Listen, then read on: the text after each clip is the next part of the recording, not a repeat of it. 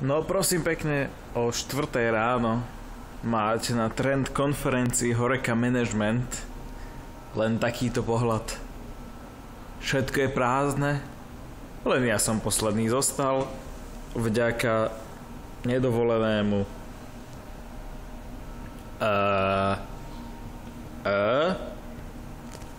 Kto je tento pán? Nevyzerá, že? Toto boli všetci prednášajúci. Naozaj tu bolo veľa ľudí, ktorí boli veľmi fajn. Niektorí, ktorí moc nevedeli. Napríklad ťahať nealkoholické pivo na konferenciu na prvý deň. OK. Ale pozne výčapný pult je super. A pardon. To patrí. Ešte mi odpovedal tamto stroj.